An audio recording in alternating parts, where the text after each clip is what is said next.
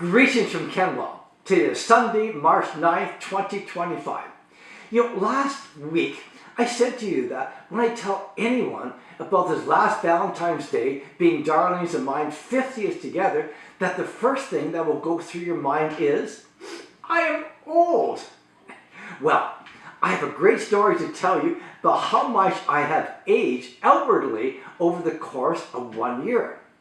We were in Cuba in February of 2023, and over the course of a week, we got to know this one guy named Blair.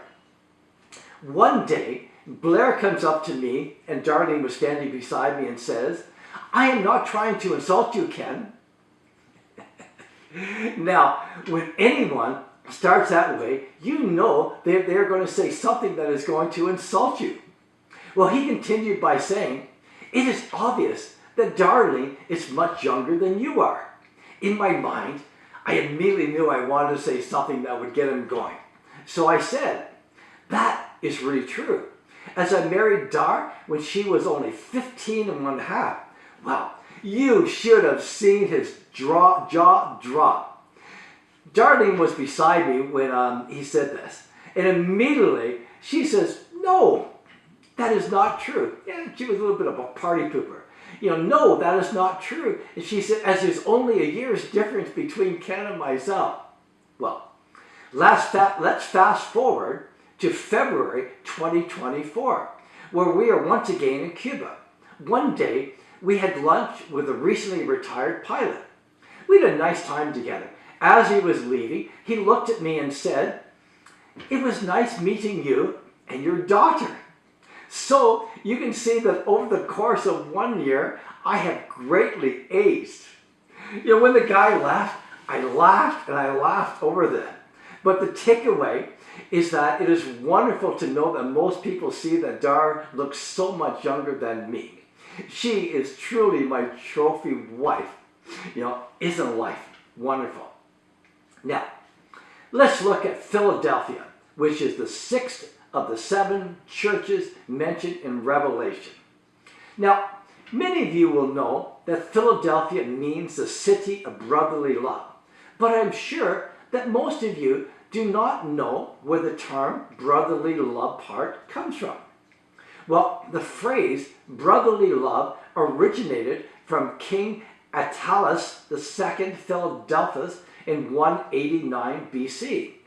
And he is the one that named the city Philadelphia, which in Greek means brotherly love.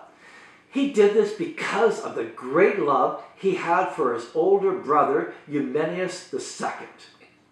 Now, one thing to also remember about Philadelphia, Philadelphia was known as Little Athens because of its many pagan temples it had there. Here is a picture to my right showing the many Roman gods that they bowed down to. One thing you have to think about, it must have been magnificent seeing what Philadelphia looked like at this particular time. But one thing to remember, all the gods displayed in these temples have gone into oblivion, but the only true God, Jesus Christ, lives on forever. Jesus will come back to earth one day, and he will reward those who are faithful, and he will judge the unfaithful. So here is what Jesus said to the church at Philadelphia. I know your works. Because you have limited strength, have kept my word, and have not denied my name, look, I have placed before you an open door that no one is able to close. Behold, I will make those of the synagogue of Satan who say that they are Jews and are not, but lie. Behold, I will make them come and bow down before your feet and learn that I have loved you. Because you have kept my word of patient endurance, I will keep you from the hour of trial which is coming on the whole world, to try those who dwell upon the earth. Behold, I am coming quickly. Hold fast what you have, that no one may take your crown. So let's dig into this and see what it all means.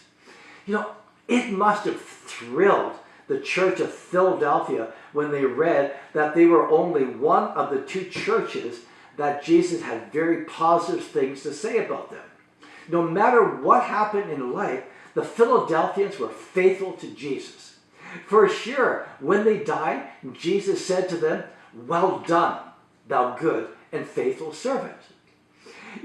Can you imagine the feeling that they must have had when Jesus says this to them and then puts a crown on their head? I am sure that almost all of them are going to have tears of joy flowing down their faces. I am still working on hearing that phrase, "Well done, thou good and faithful servant." If I was to die right now, I think I would hear from Jesus, "Well, Ken?" But I am striving in my life to always be faithful to Jesus. So hopefully I will hear those 7 wonderful words when eventually I do go to heaven. But there is a big problem to those who remain faithful. Jesus talks about the synagogue of Satan. Here is what was happening. There were lots of Christians who were still worshiping in the local Jewish synagogue because in the early days, Christianity was really a Jewish sect that was welcomed in the synagogue. But as time went on, the Jewish leaders got fed up with the Christians and kicked them out. It was a big deal, right? Well, yes, this really was a big deal.